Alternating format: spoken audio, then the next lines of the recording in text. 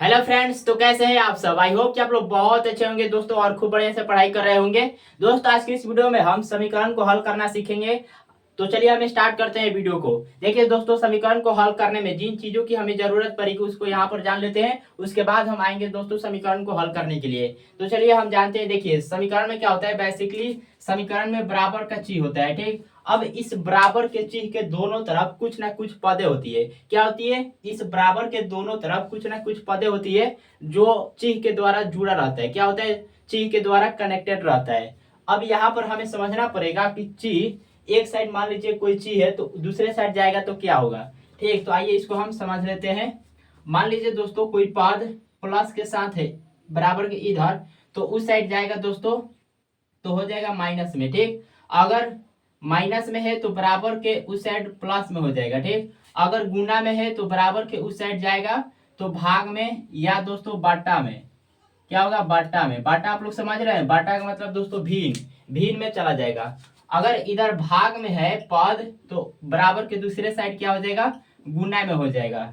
तो बस दोस्तों इसी चीज को याद करना है। इसमें इसमें देखिए ज्यादा कुछ करना नहीं है, बस इसी को आपको दिमाग में रखना है। उसके बाद समीकरण यूं ही सॉल्व हो जाएगा, ठीक। अब यही सेम चीज दोस्तों मान लीजिए ये वाला अगर इधर आए तो क्या होगा। देखिए माइनस में है, देखिए ये माइनस में है तो इस साइड आएगा, इस साइड आएगा तो प्लस में हो जाएगा। प्लस में है इधर आएगा माइनस में, भाग में रहेगा तो गुना में आएगा, गुना में रहेगा तो भाग में आ जाएगा, ठीक। तो ये होता है। अब सेम चीज मान लीजिए ये वाली जो चीज है, ये वाली चीज अगर इस साइड हो तब क्या होगा, माइनस प्लस भाग गुना। तो फिर दोस्तों वही बात क्या होगा, इसके विपरीत इसके विपरीत वाले चीज आ जाएगा।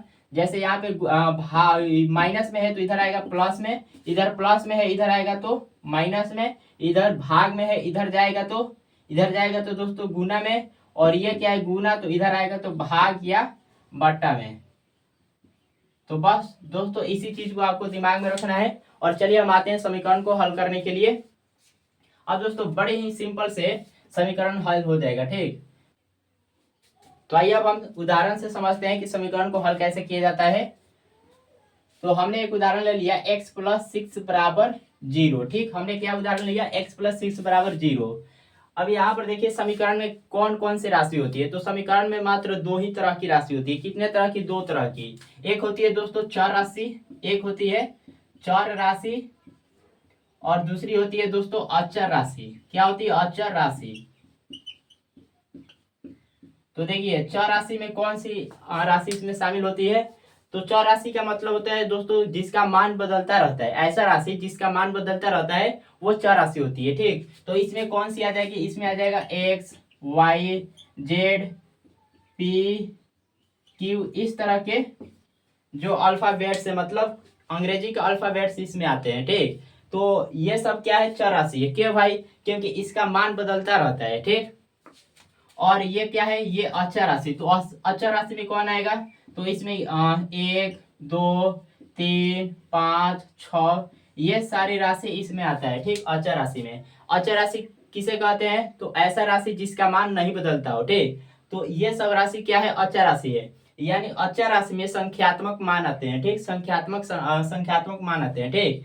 तो ये सब हुआ चर राशि ये और अचर राशि ये। अब देखिए दोस्तों अगर आप चाहते हैं कि हम इसको लंबे समय तक याद रखें, ठीक, तो आप कैसे याद रखेंगे, हम आपको एक तरीका बता रहे हैं। देखिए चर राशि, देखिए चर राशि क्या होता है, जिसका मान बदलता रहता है। तो यहाँ पर आप समझ लीजिए चर का मतलब समझ लीजिए चल।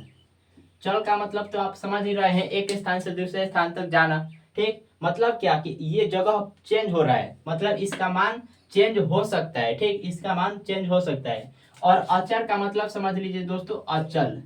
देखिए हम आपको समझाने के लिए यहाँ पे चल और अचल लिए हैं, ठीक। इसका मतलब नहीं होता है, चर का मतलब नहीं होता है चल, और अचर का मतलब नहीं होता है अचल। बस आपको समझाने के लिए यहाँ पर लिया गया है, ठीक। तो हमने अचर को ले लिया अचल। अचल का मतलब क्या, जो स्थिर हो, जो नहीं बदलता हो, ठीक, जो नहीं बदलता हो। तो ये हो गया अचल। अब ये सब राशि क्या है, अचल है। क्यों भाई, क्योंकि इसका मान नहीं बदलता है, ठीक। अब देखिए यहाँ पर, अब जैसे आप लोग कई समीकरण को हल किए होंगे या भी सीखेंगे यहाँ पर, तो आपको मालूम चलेगा कि यहाँ पे x का मान जो निकलेगा, x का जो मान निकलेगा वो अलग अलग हो सकता है। एक सवाल में 2 हो सकता है, दूसरे सवाल में कोई और हो सकता है, तीसरे सवाल में -5 हो सकता है, मतलब कुछ भी हो सकता है। ठीक, तो x का मान क्या होता है, बदलता रहता है, ये आप लोग जानते हैं। और ये जो है 1 2 3 4 ये अपने आप में फिक्स है। अब हमने ले लिया 2, तो 2 2 ही होता है। ठीक, 2 को हम बदल नहीं सकते हैं, 2 बराबर 3 नहीं हो सकता है, 2 बराबर 4 नहीं हो सकता है, 2 बराबर 5 नहीं हो सकता है। ये 2 है तो है, 5 है तो है। ठीक, तो इसका मान फिक्स है। ठीक, इसका मान क्या है, फिक्स है। तो आई होप कि आपको समझ में आ गया होगा कि चर राशि किसे कहते हैं और अचर राशि किसे कहते हैं। अब आइए हम सवाल को सॉल्व करते हैं। तो दोस्तों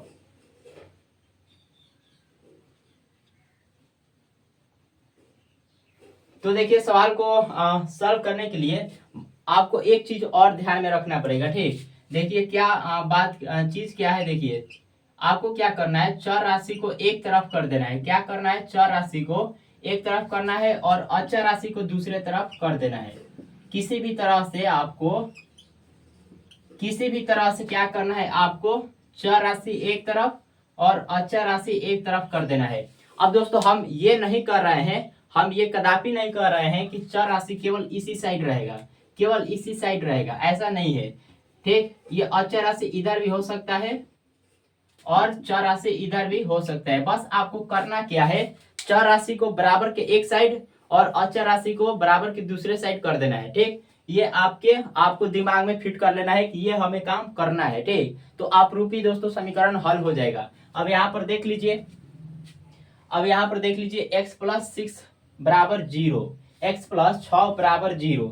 इसमें हमें x का मान ज्ञात करना है। तो आप देख रहे हैं दोस्तों कि इसमें दो राशि है, x और 6, मतलब ये है चर राशि और ये है अचर राशि, दो राशि है। तो हमें क्या करना है, चर को एक तरफ और अचर को एक तरफ। तो इसमें दोस्तों 6 जो क्या है, 6 क्या है, अचर राशि है, तो इसको हमें इधर भेजना पड़ेगा। ठीक, तो हम क्या करते हैं कि चर इस 6 को हम बराबर के उधर भेज देते हैं। अब आप देख रहे हैं कि ये जो 6 है प्लस के साथ है, क्या है, प्लस के साथ है। तो हमने बोला है कि दोस्तों अगर प्लस में होगा तो बराबर के दूसरे साइड जाएगा तो माइनस में जाएगा। ठीक, तो देखिए ये आ जाएगा इधर, तो इधर केवल रह जाएगा x, क्या रह जाएगा, केवल x रह जाएगा। और ये प्लस में 6 है तो बराबर किधर आएगा, माइनस में 6 हो जाएगा। ठीक, तो आप देख लीजिए 0 में से 6 घटाएंगे, माइनस का 6। तो यहाँ पर देखिए x क्या है, चर राशि है, और -6 क्या है, अचर राशि है, अचर राशि। तो देखिए तो हमने इस रूप में इसको ला दिया, तो ये हो गया, x का मान निकल गया। x का मान क्या आया, -6, यही हमारा आंसर होगा, x का मान यही होगा। ठीक, तो आई होप कि आपको ये चीजें समझ में आ गया होगा। अब चलिए और उदाहरण लेकर इसको समझते हैं और डिटेल में।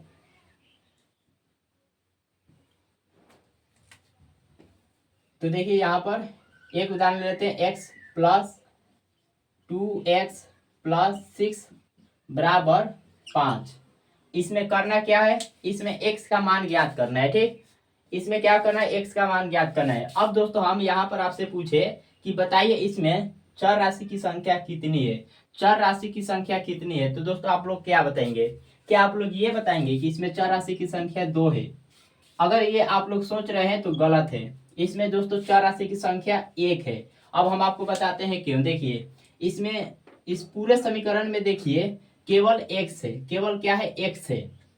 तो दोस्तों केवल x है, इसीलिए इसमें क्या है, चर राशि। अब भले ही इसमें x जो है 2 बार शामिल है, कितने बार, 2 बार, लेकिन इस पूरे समीकरण में चर राशि केवल x है, केवल x है। अगर इसी समीकरण में मान लीजिए अगर y रहता, इस समीकरण में y भी शामिल रहता, तब इस समीकरण में 2 चर राशि होता, तब हमारा ये सही हो जाता। लेकिन यहाँ पर केवल x है, तो ये हमारा सही होगा, ये गलत होगा। ठीक, तो ये चीजें आपको समझ में आ गया कि इसमें चर राशि कितनी है, कैसे हम पहचानेंगे।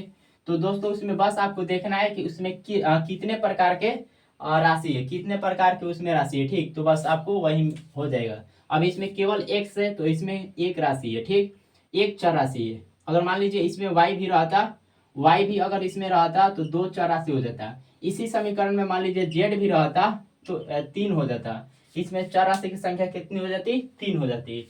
तो चलिए इसको अब हल करते हैं। हल कैसे करेंगे, देखिए यहाँ पे सबसे पहले तो ये चर राशि है, इसको हम दूसरे साइड भेज देते हैं बराबर के। तो आप लोग देख रहे हैं दोस्तों कि प्लस में ये क्या है 6 है, तो बराबर को उधर जाएगा तो माइनस में हो जाएगा।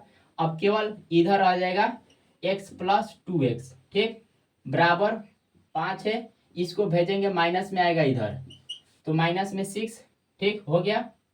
तो चलिए इसको हल करते हैं, x प्लस 2x बराबर 5 में से 6 घटाएंगे माइनस का 1 मिलेगा, मिलेगा जी हाँ।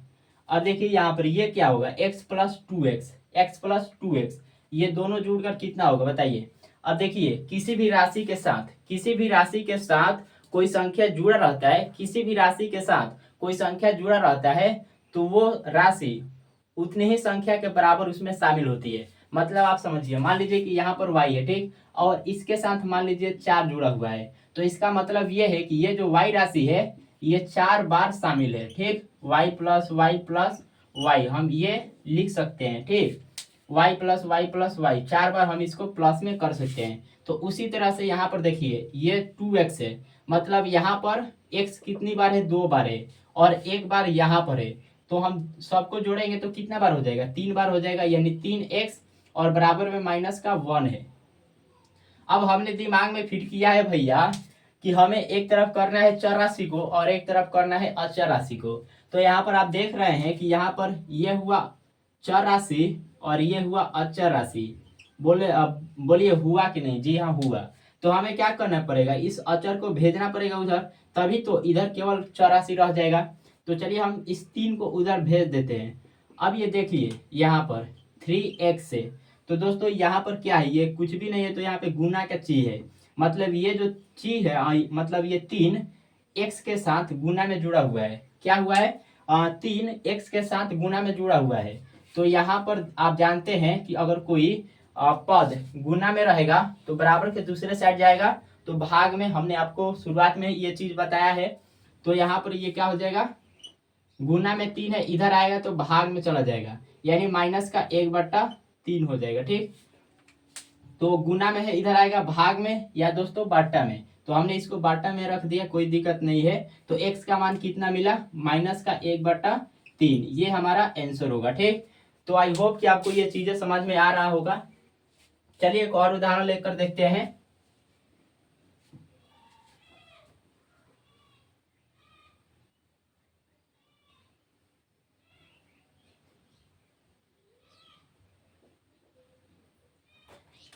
अब इसको हल करिए, x प्लस 2/2 बराबर x प्लस, अब की बार चलिए y में लेते हैं, किसमें, y में, y राशि में लेते हैं, y प्लस 2/3 बराबर y प्लस या y/4, इसको हल करिए।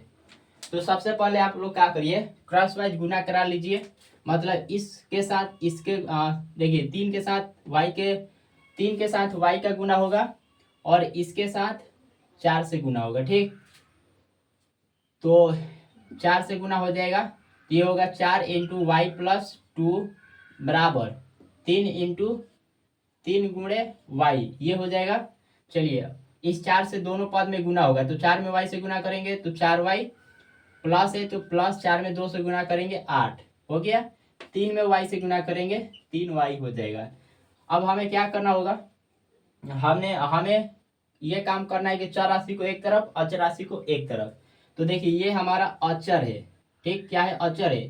तो इसको हम क्या करते हैं, या तो आप इसको इधर भेजिए या नहीं तो इसको आप इधर लाइए, ठीक। तो हम क्या करते हैं, देखिए यहाँ पर आप अगर हम इसको भेज दे, अगर हम 4y को इधर भेज दे तो इधर केवल 8 रह जाएगा, मतलब केवल इधर अचर रह जाएगा, ठीक, केवल अचर रह जाएगा, ठीक।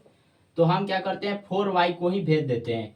तो आप लोग देख रहे हैं कि 4y के आगे कुछ भी नहीं है, तो क्या है, गुना प्लस में है, यहाँ देख रहे हैं आप 4y के आगे कोई भी चीज नहीं है। देखिए किसी भी संख्या के आगे कोई चीज नहीं रहता है तो वहां पे प्लस माना जाता है, ठीक। तो यहाँ पे देख लीजिए 4y के आगे कुछ भी नहीं है तो क्या है, प्लस है। अब प्लस में है तो बराबर उधर जाएगा तो क्या होगा, माइनस में हो जाएगा, इधर आ जाएगा केवल 8, ये बराबर है तो बराबर इधर है 3y, अब ये प्लस का 4y है, उधर जाएगा तो माइनस का 4y हो जाएगा, ठीक। तो ये इधर हो गया 8 बराबर देखिए 3 गो वाई में से 4 गो वाई घटाएंगे तो माइनस का वाई मिलेगा। ठीक, तो अब देखिए यहाँ पर अब हमें करना क्या होगा भैया। अब यहाँ पर देख रहे हैं आप कि अब आप सोच रहे होंगे कि ये अलग हो गया, यहाँ पे ये चर राशि है और ये अचर है। ठीक, ये चर राशि है और ये अचर है। तो अब हमें क्या करना पड़ेगा बताइए। तब देखिए यहाँ पर अभी सॉल्व नहीं हुआ है, ये हल अभी हुआ नहीं है। क्यों भाई? क्योंकि y के साथ माइनस जुड़ा हुआ है, y के साथ माइनस जुड़ा हुआ है, तो इसको हमें इधर भेजना पड़ेगा। तो इधर हो जाएगा माइनस का 8 बराबर में y। अब हुआ दोस्तों क्या, ये सॉल्व, अब सॉल्व हो गया। इधर आ गया अचर और ये हो गया चर। ठीक, देखिए अब यहाँ पर अभी सॉल्व क्यों नहीं हुआ था। आप लोग देख रहे हैं कि किसी भी राशि के आगे कुछ भी नहीं होता है तो वहां पर 1 होता है। तो यहाँ पर दोस्तों -1 था, क्या था, माइनस में 1 था और गुना में था।